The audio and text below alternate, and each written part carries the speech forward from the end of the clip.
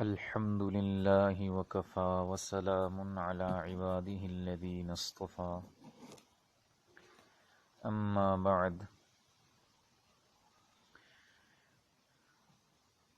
امام عبد الوہاب شعرانی رحمۃ اللہ علیہ فرماتے ہیں کہ اے عزیز، اگر اعمال میں کوتاہی ہو مگر نبی کریم حضرت محمد صلی اللہ علیہ وسلم کی حمایت حاصل ہو تو یہ زیادہ نافع ہے اس سے کہ اعمال صالحہ تو بہت ہوں لیکن نبی کریم صلی اللہ علیہ وسلم کی حمایت حاصل نہ ہو۔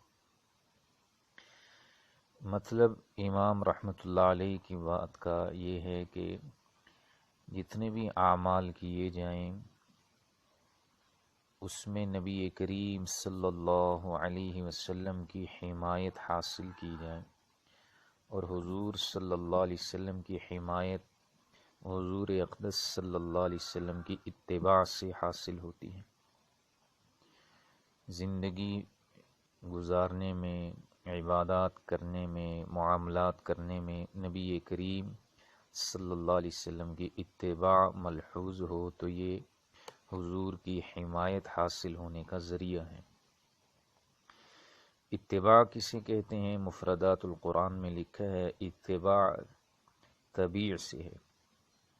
طبیع یہ گائے کے بچڑے کو کہتے ہیں، اور اس کو طبیع اس لیے کہتے ہیں کہ فرط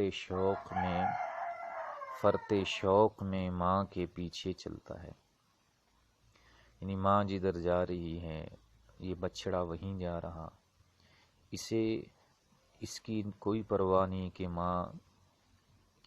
ماں کے پیچھے چلنے میں مجھے مشکل ہوگی، یا ماں کدھر جا رہی ہے وہاں جانا چاہیے یا نہیں۔ تو ایسے ہی نبی کریم صلی اللہ علیہ وسلم کی اسوہ حسنہ اور آپ کی مبارک زندگی کو اپنانا اور ہر قدم پہ آپ کی اتباع، آپ کی پیروی کو زندگی کا مقصد بنانا، یہ گویا حضور اقدس صلی اللہ علیہ وسلم کی حمایت حاصل ہونے کا بہت بڑا ذریعہ ہے۔ اور یقین اور ایمان کہتے ہی اسے ہیں کہ حضور اقدس صلی اللہ علیہ وسلم کی بات کو حضور کے اعتماد پہ بلا دلیل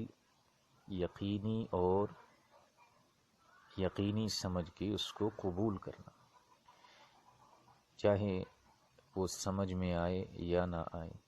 تو اللہ تعالی ہمیں بھی اتباع کرنے والوں میں شامل فرمائے۔